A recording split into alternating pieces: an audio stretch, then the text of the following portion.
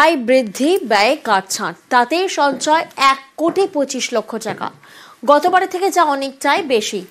বিভিন্ন পুরসভার কোষাগারে যখন টান, তখন পথ দেখাচ্ছে আলিপুরদুয়ার।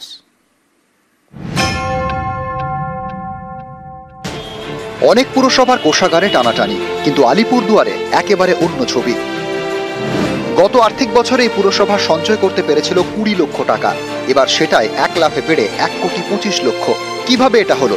আলিপুরদুয়ার পুরসভার দাবি, এবছর তাদের 7 কোটি টাকা আয় হয়, কাটছাট করে ব্যয় হয়েছে 5,75,00,000 টাকা, তাতেই সঞ্চয় 1,25,00,000 টাকা। পৌরসভার ইতিহাসে আমার মনে হয় এটা জয়। সমস্ত পৌরসভার যে যারা কর্মী এবং বিশেষ করে যে পৌরসভা চালাচ্ছে চেয়ারম্যান সহ সমস্ত কাউন্সিলরকে আমি আজ পৌরসভার নাগরিক হিসেবে খুব ভালো ধন্যবাদ জানাচ্ছি। গতবারের থেকে এবার আয় বিশেষ বাড়েনি, কিন্তু কাটছাট করে ব্যয় অনেকটা কমানো গিয়েছে। এতে আলিপুরদুয়ার পুরসভার সঞ্চয় 1 লাফে হয়ে গিয়েছে 1 কোটি টাকার বেশি।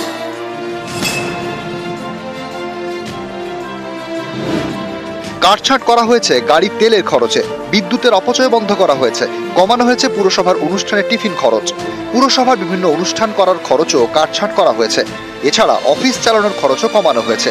এতে এবার আলিপুরদুয়ার পুরসভার কোষাগারে জমা হয়েছে 1,25,00,000 টাকা। বোর্ড মিটিং এ সিদ্ধান্ত হয়েছে এর মধ্যে 1 কোটি টাকা এফডি করা হবে।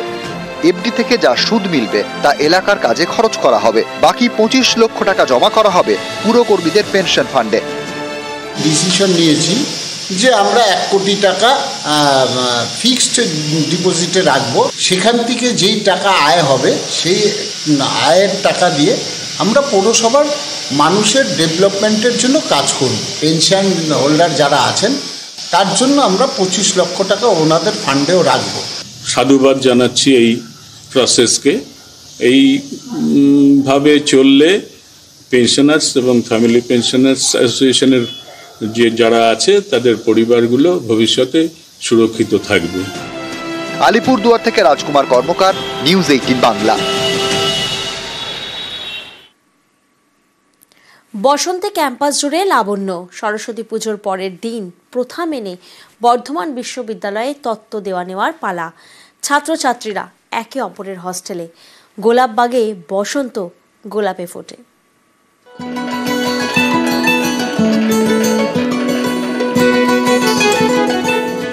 নানা রঙের শাড়িতে পরিপাটি সাজ, হাতে ধরা তত্ত্বের ডালা। সরস্বতী পুজোর পরদিন বর্ধমান বিশ্ববিদ্যালয়ের হস্টেলে চেনা ছবি। সরস্বতী পুজোয় চুটিয়ে আনন্দ, মজা, হুল্লোড়। আর পুজোর পরের দিন রীতি মেনে তত্ত্ব দেওয়া নেওয়া। সেজে গুজে মীরাবাই, নিবেদিতা, প্রীতিলতা, সরোজিনীর আবাসিক ছাত্রীরা যান অরবিন্দ, চিত্তরঞ্জন, নেতাজি, বিবেকানন্দ, রবীন্দ্র হস্টেলে। হাতে তত্ত্ব, তাতে চকলেট, মিষ্টি, ফল, পারফিউম। তত্ত্ব বিনিময় মানে হচ্ছে একটা আত্মীয়তার সম্পর্ক গড়ে তোলা। তো আমরা তত্ত্ব তাদেরকেই দিই, তাদের সঙ্গে আত্মীয় সম্পর্ক গড়ে তুলি। তো আজকে আমরা আত্মীয়তার সম্পর্ক গড়ে তুলতে চাইছি, যাদের সঙ্গে যারা আমাদের বিপদে আমাদের পাশে থাকবে তাদের সঙ্গে সম্পর্ক গড়ে তোলার একটা চেষ্টা এখানে চলছে। এটা একটা বর্ধমান বিশ্ববিদ্যালয়ের একটা ঐতিহ্য, বহু কাল ধরে এটা চলে আসছে, এখনো চলছে। তত্ত্বর মধ্যে যেমন আমাদের কিছু চিপস আছে, কিছু ফল আছে, মিষ্টি আছে। এগুলো ভালোবাসা শুধুমাত্র তো প্রেমিক প্রেমিকার দ্বারা হয় না, সব বন্ধুত্বের মধ্যে একটা ভালোবাসা থাকে, সব বিষয়ে ভালোবাসাটা থেকে যায়। বর্ধমানে বসন্ত এভাবেই গন্ধ ছড়ায়। বছরের এই একদিন ছাত্ররা নির্দ্বিধায় যেতে পারেন ছাত্রীদের হস্টেলে। ছাত্রীদেরও ছাত্রদের হস্টেলে যেতে কোনো বাধা নেই। বাধাহীন আসা যাওয়া, দেওয়া নেওয়া। যাতায়াত, অবাধ যাতায়াত। এমনিতে বয়েজ হোস্টেলে গার্লস অ্যালাউ নয়, কিন্তু আজকের দিনটা একটু আলাদা। তত্ত্বতে থাকছে কেক, চিপস, চকলেট, মূলত এগুলোই থাকছে। আর কেউ ফুলটা অ্যাড অন করে দিতে পারে, ওটা এর ওপর। ভালোবাসা নিবেদন না করলে ভালোবাসা পাবো কি করে? প্রত্যেকটা হোস্টেলের মধ্যে একটা মানবতার ভালোবাসা থাকছে, একটা মানবতার বন্ধন তৈরি হচ্ছে। এটা খুব ভালো। আজকালকার দিনে বেঁধে বেঁধে থাকা যায় না তো এভাবে। তত্ত্বে অনেক কিছু থাকে, অনেক কিছু আবার তত্ত্বে থাকেও না। যা মনে থাকে, মন মনে মনে বলে বসন্ত এসে গেছে। ক্যামেরায় সন্দীপ পালের সঙ্গে শরদিন্দু ঘোষ, নিউজ 18 বাংলা।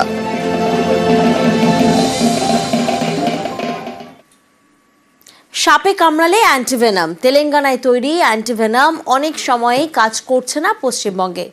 বিশেষজ্ঞরা বলছেন এক এক এলাকায় এক এক রকম বিষধর সাপ। কোন বিষের কত ক্ষমতা সেটা না দেখে অ্যান্টিভেনাম তৈরি করলেই সমস্যা। সাপের কামড়ে মৃতের সংখ্যা বাড়তেই থাকবে। সাপের কামড় এক ছোবলে ছবি। পশ্চিমবঙ্গের বিভিন্ন হাসপাতালে সাপের কামড় থেকে বাঁচাতে যে অ্যান্টিভেনাম দেওয়া হচ্ছে তাতে ঠিকমতো কাজ হচ্ছে না বলে অভিযোগ। তেলেঙ্গানায় তৈরি হচ্ছে অ্যান্টিভেনাম, তৈরি করছে একটি বেসরকারি সংস্থা। তেলেঙ্গানায় তৈরি এই অ্যান্টিভেনাম পশ্চিমবঙ্গ এবং দেশের বিভিন্ন রাজ্যে ঠিকমতো কাজ করছে না। এর ফলে সাপের কামড়ের পর তড়িঘড়ি হাসপাতালে গিয়েও অনেক সময় প্রাণে বাঁচানো যাচ্ছে না। কেন এমন হচ্ছে? বিশেষজ্ঞদের মতে আবহাওয়ার তারতম্যের ভিত্তিতে সাপের বিষের শক্তি বদলে যায়। একই সাপ কোথাও মারাত্মক বিষধর, কোথাও আবার ততটা বিষধর নয়। যেখানে যেরকম বিষ সেখানে সেরকম অ্যান্টিভেনাম দরকার। এই কারণেই তেলেঙ্গানায় তৈরি অ্যান্টিভেনাম পশ্চিমবঙ্গে ঠিকমতো কাজ করছে না। অভিযোগটা খুব একটা ভুল নয়। আমরা বেশ কিছু গবেষণা করে দেখেছি যে ওই একই জায়গার একটা খুব ছোট্ট জায়গার সাপের বিষ ব্যবহার করে তৈরি করা অ্যান্টিভেনাম ভারতবর্ষের অনেক জায়গাতেই কাজ করে না। কারণ হচ্ছে সাপের বিষের ভৌগোলিক এর জন্য তারতম্য, ওয়েদারের জন্য সাপের বিষের তারতম্য ঘটছে, সাপের নেচারের তারতম্য ঘটছে। তার ফলে অ্যান্টিভেনম তো একটা প্রপার ওয়েতে তৈরি হচ্ছে। যেই এরিয়া থেকে কালেকশনটা হচ্ছে সেই এরিয়ার ভেনম কালেকশন হচ্ছে, সেই এরিয়ার ভেনমটা যখন কালেকশন হচ্ছে সেইখান থেকেই সেইভাবেই সেই প্রসেসিংয়ে তৈরি হচ্ছে। কিন্তু ওর তো আর নেচার চেঞ্জ হবে না, লং প্রসেস হচ্ছে বা সেটা ইনঅ্যাক্টিভ হওয়ার চান্সটাই বেশি।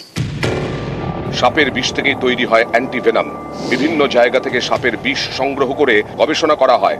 বিশেষজ্ঞদের মতে পশ্চিমবঙ্গ থেকে সাপের বিষ নিয়ে তেলেঙ্গানায় যেতে অনেক সময় লাগে। এতে কোন বিষ কতটা বিষাক্ত তা বোঝা যায় না, ফলে সঠিক অ্যান্টিভেনাম তৈরি করা যায় না। বিভিন্ন জায়গার সাপের চরিত্র বা তার বিষের যে পার্টটা সেটা কিন্তু বিভিন্ন জায়গায় বিভিন্ন রকম। তো অবশ্যই যখন কিনা কোনো লোকাল জায়গা থেকে যদি এই অ্যান্টিভেনামটা তৈরি হয় তার এফেক্টিভিটিটা অনেক বেশি ভালো থাকে, এটা আমরা দেখে এসেছি। একই ধরনের যদি সব জায়গায় চলতো তাহলে তো সারা বিশ্বে একটাই মানে অ্যান্টিভেনাম সব জায়গাতে হতো, সেটা তো হয় না। তবে লোকালি তৈরি হলে বোধহয় আরও বেশি এনকারেজ করা উচিত সেগুলোকে। বিশেষজ্ঞদের আরও অভিমত, যদি জোন ভিত্তিক এভিএস জায়গা তৈরি করা হয় সেক্ষেত্রে চিকিৎসার ক্ষেত্রে অনেকটাই সুবিধা হবে রোগীকে বাঁচাতেও। রঞ্জিত সরকার, নিউজ 18 বাংলা, নদিয়া। সাপের কামড়ে ঘায়েল এবং সাপের কামড়ে মৃতের সংখ্যা দিন দিনই বাড়ছে। অভিযোগ, অনেক ক্ষেত্রে অ্যান্টিভেনাম ঠিকমতো কাজ করে না। এই পরিস্থিতিতে দেশজুড়ে পয়জন ইনফরমেশন সেন্টার চালু করছে কেন্দ্র। পশ্চিমবঙ্গে 2 জায়গায়, উত্তরবঙ্গ মেডিকেল কলেজ এবং কলকাতা মেডিকেল কলেজ। সরকারি তথ্য বলছে সাপে কামড়ালে ওঝার কাছে যাওয়ার প্রবণতা অনেকটা কমেছে। এখন অনেকেই ওঝার বদলে ছোটেন হাসপাতালে। কিন্তু অভিযোগ, অনেক জায়গায় হাসপাতালে দেওয়া অ্যান্টিভেনামে কাজ হচ্ছে না। এতে অনেকেরই প্রাণ যাচ্ছে। কিন্তু কেন এমন হচ্ছে? উত্তর খুঁজতে দেশ জুড়ে পয়জন ইনফরমেশন সেন্টার তৈরি করছে কেন্দ্র। দেশের 50টি মেডিকেল কলেজে তৈরি হচ্ছে এই পয়জন ইনফরমেশন সেন্টার। তালিকায় রয়েছে পশ্চিমবঙ্গের 2টি medical college, Kolkata medical college এবং Uttarbanga medical college. Snake bite victim তাদের ট্রিটমেন্টের উপরে, সেই ট্রিটমেন্ট কতটা আরও ভালো, আরও আধুনিক, আরও বিজ্ঞানসম্মত করা যায় এবং যত ল্যাকিউনা লুফোলস আছে সেটাকে কতটা আরও ইমপ্রুভ করা যায়, এলিমিনেট করা যায় কতটা, সেসবের উপরে একটা পয়জন ইনফরমেশন সেন্টার। এবং এই 2টি কলেজের যিনি বিভাগীয় প্রধান থাকবেন তিনি হবেন নোডাল অফিসার এবং 24/7 এটা অ্যাক্সেস থাকবে মানুষের এবং বিভিন্ন ট্রিটমেন্ট সেন্টারে, যারা বিভিন্ন পরামর্শ বা নির্দেশিকা চাইলে পাবেন এই জায়গা থেকে। দিনে দিনে সাপের কামড়ে আক্রান্ত হয়ে মৃত্যুও বাড়ছে রাজ্যে, আর সেই কারণেই কলকাতা মেডিকেল কলেজে এই গবেষণা কেন্দ্র হলে অনেকটাই উপকৃত হবে দক্ষিণবঙ্গের মানুষজন।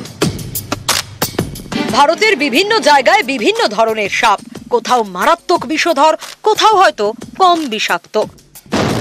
এরকম নানা ধরনের সাপের বিষ নিয়ে গবেষণা হবে পয়জন ইনফরমেশন সেন্টারে। অনেক জায়গায় এখন অ্যান্টিভেনাম কেন ঠিকমতো কাজ করছে না তা খতিয়ে দেখা হবে। সাপের বিষের রকম ফের বুঝে তৈরি হবে ওষুধ। রিসেন্টলি দেখা যাচ্ছে যে যদি কাশ্মীরের ভাইপার যে পলিভ্যালেন্ট যে অ্যান্টিভেনাম ইউজ করে যদি ভালো হয়, সেটা দেখা যাচ্ছে যে পশ্চিমবঙ্গের ক্ষেত্রে তা কার্যকরী নাও হতে পারে। তার মানে এদের মধ্যে মিউটেশনের জন্য বিষের তারতম্য হয়ে যাচ্ছে। সুতরাং যে পেশেন্ট ভর্তি হবে তারা কি ধরনের উপসর্গে আক্রান্ত, কি ধরনের সাপে আক্রান্ত, তার বিষের প্রকৃতি নির্ধারণ, এবং যদি সম্ভব হয় তাহলে এরিয়া স্পেসিফিক অ্যান্টিভেনাম প্রস্তুত করা। এবং এটা এই মেডিকেল কলেজে ফরেনসিক মেডিসিনের যে হেড, তার নেতৃত্বে একটা টিম গঠন করা হবে যারা এই কাজগুলো করবে। ভারতে সাপের কামড়ে ঘায়েল এবং মৃতের সংখ্যা দিন দিনই বাড়ছে। টরন্টো বিশ্ববিদ্যালয়ের সেন্টার ফর গ্লোবাল হেলথ রিসার্চের তথ্য অনুযায়ী বিশ্বে প্রতি বছরে সাপের কামড়ে যতজনের মৃত্যু হয় তার অর্ধেকই হয় ভারতে। এদেশে প্রতি বছর গড়ে 1,58,000 জনকে সাপে কামড়ায়। এর মধ্যে বছরে গড়ে 58,000 জনের মৃত্যু হয়। অনেক জায়গায় অ্যান্টিভেনম কাজ না করায় উদ্বেগ আরও বাড়ছে। সমস্যা সমাধানে দেশ জুড়ে পয়জন ইনফরমেশন সেন্টার তৈরি করছে কেন্দ্র। ক্যামেরায় গোপাল ওঝার সঙ্গে অভিজিৎ চন্দ, নিউজ 18 বাংলা।